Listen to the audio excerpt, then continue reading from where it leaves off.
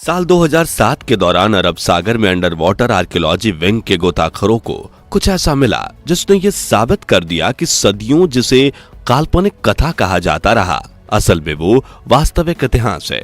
समंदर के अंदर मिले सबूतों ने यह सिद्ध कर दिया कि जिसे कुछ लोग मनगढ़ंत कहानी भर मानते थे, वास्तव में वही वास्तविक सत्य और वास्तविक इतिहास है। आखिर आर्कियोलॉजी विंग के उन गोताखोरों को समंदर में ऐसा क्या मिला और ऐसी क्या वजह रही कि आर्कियोलॉजी विंग को समंदर की तह में खोज करना पड़ा? क्या आर्कियोलॉजी विंग को पानी के भीतर कोई खजाना मिला? दोस्तों, समंदर के भीतर आर्कियोलॉजिकल विंग के गोताखोरों को एक लॉस्ट एंशिएंट सिटी मिली थी। जाहिर है कि आप समझ रहे होंगे कि मैं किसी ओल्ड एंशिएंट सिटी की बात कर रहा हूं। जी हां, द्वारिका। ये वही नगरी है जिसके बारे में अगर पहले कोई जिक्र भी करता था तो सामने वाला उसे ये कहकर चुप करा देता था कि ये बस एक काल्पनिक शहर है, बस एक मनगढ़ंत कहानी भर है।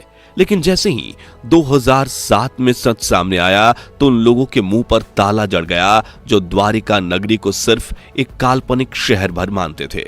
दोस्तों, आर्कियोलॉजी टीम और वैज्ञानिक समय समय पर समंदर के भीतर इस लॉस्ट सिटी की खोज में रिसर्च करते रहते थे।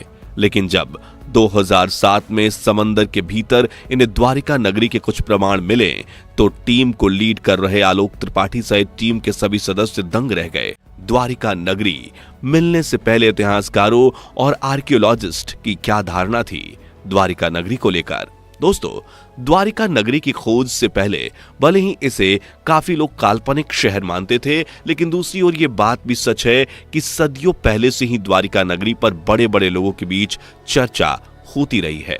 बता दी कि 2007 में आर्कियोलॉजी विंग को लीड करने वाले आलोक त्रिपाठी ने द्वारिका नगरी के विषय में बताते हुए इतिहासकार एस अल्टेकर के कोट्स का जिक्र किया था, जिसमें 1920 में अल्टेकर ने द्वारिका नगरी के विषय में यह कहा था कि आधुनिक द्वारिका नगरी 1200 ईसा पुरानी नहीं होगी।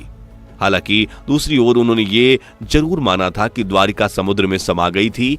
1943 के अपने निबंध में स्कॉलर एडी पुल्स्कर ने यह लिखा कि खोज के दौरान मिली द्वारिका नगरी वही नगरी है जिसका उल्लेख महाभारत में हुआ था, जबकि 2013 में एस्क्वेंशस एट द्वारिका 2007 के विषय में द्वारिका नगरी के बारे में ब्रिटिश सरकार में कोलकाता उच्च न्यायालय में न्यायाधीश रह चुके एफ.ए. बारगिटीर लिखते हैं कि मार्कंडे पुराण के अनुसार श्री कृष्ण के द्वारा द्वारिका नगरी रेवतक पर स्थित थी, जिसे महाभारत में पर्वत श्रृंखला कहा गया है और वर्तमान में यही पर्वत श्रृंखला जूनागढ़ में स्थित गिरनार पहाड़ियों के रूप में जानी जाती है, जो कि द्वारिका शहर से 200 किलोमीटर दूरी पर है।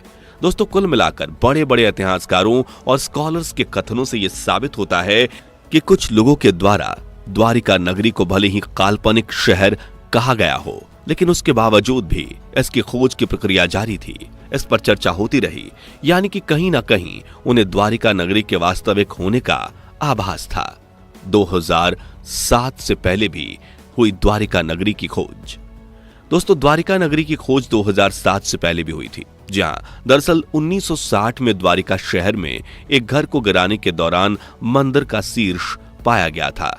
फिर वहां पर खुदाई करने के दौरान भगवान विष्णु के मंदिर के अवशेषों के साथ कई ऐसी चीजें पाई गईं जो काफी प्राचीन थीं। इस खोज के बाद द्वारिका नगरी के चर्चे काफी तेज हो गए। आर्कियोलॉजिस्ट और इतिहासकारों ने भी इस खोज में अपनी रुचि दिखाई। आगे चलकर 1963 में गुजरात सरकार के आर्कियोलॉजिस्ट टीम के सहयोग से डेक्कन कॉलेज में भी द्वारिका के आसपास खुदाई की गई। फिर उसके बाद 1979 में ए.एस. रावत के नेतृत्व में एएसआई ने द्वारिका मंदिर के आसपास की एरिया की खुदाई शुरू की। हालांकि उस दौरान खुदाई में मिले एविडेंसेस की ऑफिशियल रिपोर्ट को पब्लिश नहीं किया गया। बता दें कि उस दौरान ही खुदाई में 3 मंदिरों के अवशेष और बेहद प्राचीन बर्तनों के अवशेषों की खोज की गई थी। इनके कार्बन डेटिंग से यह पता चला कि ये सभी अवशेष बेहद ही प्राचीन हैं। लेकिन दोस्तों, इतने एविडेंसेस भी द्वारिका नगरी के वास्तविक होने का प्रमाण के लिए काफी नहीं थे, जिस वजह से द्वारिका की खोज आगे भी जारी रही। 2005 में आलोक त्रिपाठी के नेतृत्व में द्वारिका नगरी की खोज के लिए गोताखोरों को एक बार फिर से पानी के अंदर भेजा गया। लगभग 2 साल तक चले इस खोज में अंततः 2007 में अंडर वाटर आर्कियोलॉजी विंग को प्राचीन शहर द्वारिका नगरी के स्ट्रॉन्ग एविडेंसेस मिले, जिससे यह साबित हो गया कि द्वारिका नगरी मिथ नहीं है बल्कि वास्तविक इतिहास है। इस खोज के साथ ही उन लोगों के मुंह पर ताले चढ़ गए जिन्होंने द्वारिका नगरी को काल्पनिक शहर और मनगढ़ंत कहानी का हिस्सा भर माना था। समंदर की तह में क्या मिला? दोस्तों, काल्पनिक कहे जाने वाला द्वारिका नगरी अब वास्तविक इतिहास है, जिसके प्रमाण के तौर पर समंदर से मिले मंदिरों के ढेरों अवशेष आर्कियोलॉजी टीम के पास है। बता दें कि सन 1989 में ही समंदर के अंदर खोज के दौरान बड़े बड़े रेक्टेंगुलर शेप के पत्थर पाए गए थे। इन पत्थरों के साथ ही अर्धचंद्राकार पत्थर भी रिसर्च टीम को मिले थे, जिनके बारे में रिसर्च टीम ने यह कहा था कि ये सारे पत्थर इंसानों द्वारा तराशे गए हैं और जो बड़ी बड़ी दीवारों के अवशेष हैं। दोस्तों, अवशेषों में काफी मात्रा में चूना पत्थर भी पाया गया था और ऐसा माना गया कि इन पत्थरों का इस्तेमाल कुछ बनाने के लिए किया गया होगा। इन पत्थरों के अलावा समंदर की तह से मिट्टी के बर्तन और सिक्के भी मिले। 2007 की खोज में रंगीन वस्तुएं भी समंदर के भीतर से मिली। इसके अलावा कई ऐसी कलाकृतियां पाई गईं जो द्वारिका नगरी को हिस्सा होने का प्रमाण दे रही थीं। दोस्तों, खोज के दौरान हाइड्रोग्राफिक सर्वे से समंदर के भीतर 10 मीटर की एक जगह में खंडहर भी मिला, जिसे समंदर की तेज बहाव ने तबाह कर दिया था। गौरतलब है कि द्वारिका नगरी में अनेकों द्वार थे, जिसकी वजह से इसका नाम द्वारका पड़ा। इस नगर के चारों तरफ कई लंबी लंबी दीवारें थीं और आर्कियोलॉजी टीम का यह मानना था कि समंदर के भीतर से मिले बड़े बड़े पत्थर किसी बड़ी दीवार के अवशेष हैं। क्यों डूबी द्वारिका नगरी? दोस्तों, द्वारिका नगरी का संबंध महाभारत से है और जब समंदर के भीतर के अवशेषों के आधार पर यह प्रमाणित हो गया कि अवशेष द्वारिका नगरी के ही हैं, तो बहुत से लोगों के मन में यह सवाल है कि आखिर द्वारिका नगरी समंदर में क्यों डूबी? अब जिन लोगों ने इस खोज के पहले ही द्वारिका नगरी में अटूट विश्वास दिखाया था, उन्हें तो इस सवाल का जवाब मालूम है, लेकिन जो ये नहीं जानते कि आखिर द्वारिका नगरी समंदर में क्यों समाई, उन्हें बता दूं कि महाभारत युद्ध के बाद कौरवों की माता गांधारी अपने 100 पुत्रों को खो देने से काफी दुखित और क्रोधित थीं। उनके अनुसार उनके पुत्रों की मृत्यु का कारण श्री कृष्ण थे, इसलिए उन्होंने श्री कृष्ण को क्रोधवश ये श्राप दे दिया कि जिस तरह से कौरवों के वंश का नाश हुआ, ठीक उसी प्रकार से यदुवंशियों का भी नाश हो जाएगा।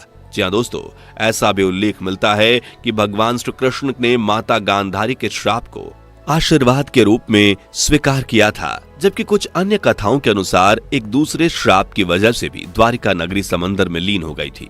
जी हाँ, माता गांधारी के अतिरिक्त दूसरा श्राप द्वारिका नगरी को श्री कृष्ण के पुत्र सांब के कारण लगा था। दरअसल महर्षि विश्वामित्र, कण्व, देवऋषि नारद आदि एक समय द्वारिका पहुंचे थे और वहां यादव कुल के कुछ युवकों ने ऋषियों से मजाक किया, जिसमें श्री कृष्ण के पुत्र सांब भी शामिल थे। बता दें कि युवकों के मजाक से क्रोधित होकर ऋषियों ने सांब को यह श्राप दिया था कि श्री कृष्ण का यही पुत्र यदुवंशियों के कुल के नाश का कारण बनेगा। दोस्तों, धर्म ज्ञाताओं के अनुसार श्री कृष्ण की मृत्यु के बाद द्वारिका नगरी समंदर में लीन हो गई थी। द्वारिका नगरी के डूबने से पहले अर्जुन बचे हुए द्वारिका वासियों को लेकर इंद्रप्रस्थ चले गए थे। कैसी है आज की द्वारिका? दोस्तों, आज के आधुनिक द्वारिका अरब सागर के सामने कक्ष की खाड़ी के समीप स्थित है। आज भी द्वारिका भगवान श्री कृष्ण के तीर्थ यात्रा के संगम का एक महत्वपूर्ण हिस्सा है। बता दें कि द्वारिका वृंदावन, मथुरा, गोवर्धन, कुरुक्षेत्र और पुरी के साथ काफी महत्वपूर्ण तीर्थ स्थलों में से एक है। दोस्तों, इन सभी शहरों का उल्लेख कृष्ण की समस्त कथाओं में कहीं ना कहीं मिलता ही है। सौराष्ट्र में ऐसे कई शहर हैं जो भगवान श्री कृष्ण से संबंधित हैं। इसमें बेट द्वारिका और मूल द्वारिका भी शामिल है।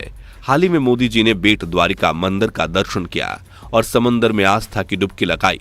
बता दें कि महाभारत जिस द्वारका का उल्लेख किया गया है, उसी द्वारिका को ढूंढने के लिए तकरीबन 20 शताब्दी से कई स्कॉलर्स अथक प्रयास कर रहे हैं। दोस्तों, कुल मिलाकर जिस द्वारिका नगरी को पहले काल्पनिक शहर बताया जाता था, आज उसी शहर के अवशेष आर्कियोलॉजी टीम के पास हैं और उन्हें साक्ष्यों के आधार पर यह प्रमाणित भी हो चुका है कि द्वारिका नगरी काल्पनिक शहर नहीं है, बल्कि वास्तविक शहर है जो आज भारत सनातन धर्म के इतिहास का एक हिस्सा है। द्वारिका नगरी का एक हिस्सा आज भी समंदर में है।